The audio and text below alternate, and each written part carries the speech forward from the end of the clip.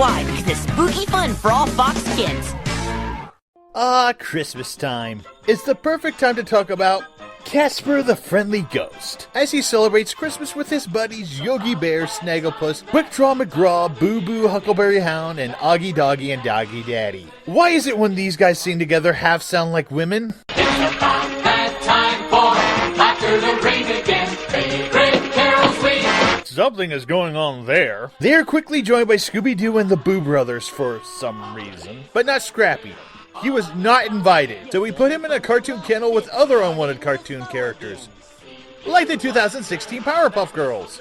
They all celebrated Christmas together and got drunk, which ended up into an awkward, butt-sniffing scene with Scooby's, Huckleberry Hound, Augie Doggy, and Doggy Daddy. Oh, and Casper was there too. Wait, what the hell is this? Casper's Christmas Adventures of the Boo Brothers? This is a bunch of cartoons spliced up together to make something that makes no sense. I hate YouTube at times. So let's take a look at Casper from 1996. Not the spectacular New Adventures of Casper. There was no such thing when Fox Kids aired this. Now, Casper the Friendly Ghost was created by Harvey Comics and was first animated by Famous Studios, which was an animation division of Paramount Pictures.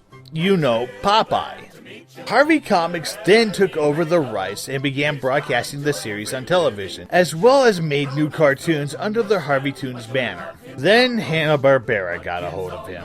This is where they produced a few holiday specials and a series called Casper and the Angels. In 1995, a live-action film was made which involved Casper and his uncles, the Ghostly Trio.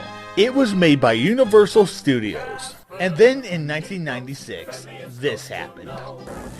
Late yesterday, we reached an agreement with Universal for the television broadcast rights for an animated series based on the Casper live-action movie. And while it's still too early to show you anything, I can show you a bit of the movie, which will give you a good idea how special our series will be. Now I have to give a timeline of what happened because Wikipedia and Casper's IMDb kind of have this wrong. The clip I just showed is from Fox Kids' upfront winter of 1995. Meaning January and February. The movie was released in May of 1995, but IMDb has this blurb. The show was originally proposed as a sequel to the 1995 Casper movie, but due to the film's less than stellar box office gross, and due to the stars of the 1995 Christina Ricci and Bill Pullman being attached to other projects, the producers abandoned the live-action sequel idea and decided to develop the cartoon instead. While I cannot dispute the Christina Ricci and Bill Pullman part, I can dispute the decision to make the cartoon due to the film's less than stellar box office gross. They decided to make the cartoon even before the movie came out, so the Casper cartoon came out in the winter of 1996. It was an instant hit. The series lasted for 4 seasons on Fox with 46 episodes. It could have lasted longer, but... Have I used that joke too much? I think I used that joke too much. It's actually a bit more complicated than just Saban taking over the network. Like with most Fox Kids shows, there is a good chance that Casper was contracted to have 52 to 65 episodes. Once a show hits that mark, then Fox Kids could renew the series for more episodes, or call it quits. That may or may not have been the case for Casper. There is also the issue of how Casper was handled during the 97-98 season. For the first 2 seasons, it remained on Saturday morning and did really well. For its 3rd season, it also aired on weekday mornings following Bobby's World. No show has ever done well in that time slot. To make matters worse, in October of 97, Casper lost its Saturday morning time slot to Ninja Turtles: The Next Mutation, a show that had new episodes on Fridays, but it wasn't doing well. Casper was supposed to lose that slot to a new cartoon anyway, Ned's Newt.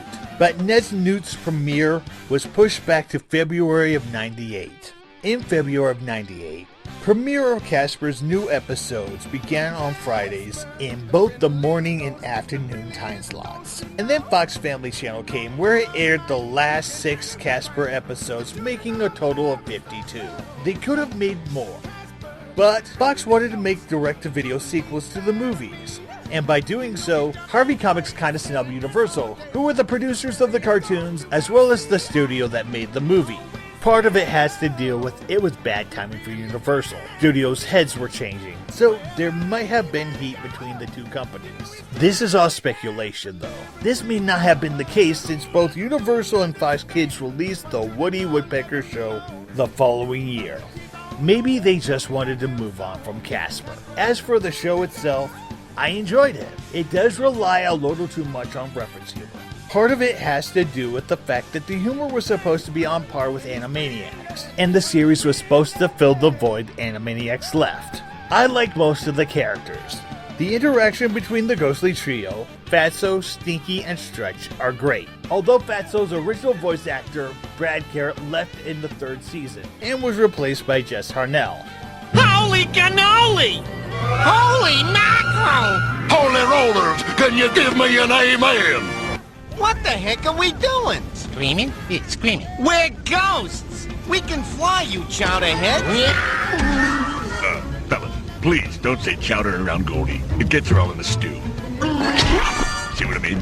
Gee, I wonder why. Yeah, that show's not going anywhere. I also enjoyed the two comic foils, Spooky and his girlfriend Poyle, as well as the humans from the movie Cat and Professor Harvey, the ghostly trio psychiatrist. If there is a problem with the series, it's Casper. Casper has something called the Mickey Mouse Syndrome. It's where a character has no personality, so he adapts a different one when the plot needs it. Seems so different tonight. Is he always so changeable? Yes, all the time. It's not a bad thing. However, the real stars of the show are the ghostly trio. The animation is some of the best, and I loved how there isn't a single solid line on any of the ghosts, with the exception of the mouths, eyes, and other facial features. The backgrounds are fantastic, and is some of the best in animation, even for the 90s. The writing is good too, but the pop cultural references don't really hold up all that well. At least, not anymore. If you want to see a Casper series that is the best of the bunch, this is it. Casper might be a bit more edgier, but he will always be a friendly ghost. Let's finish this thing with the Hanna-Barbera characters at the beginning. And play. Wait, what is Snagglepuss doing with that spatula? Whoa. That is not advertiser friendly. Whoa. That is not advertiser friendly.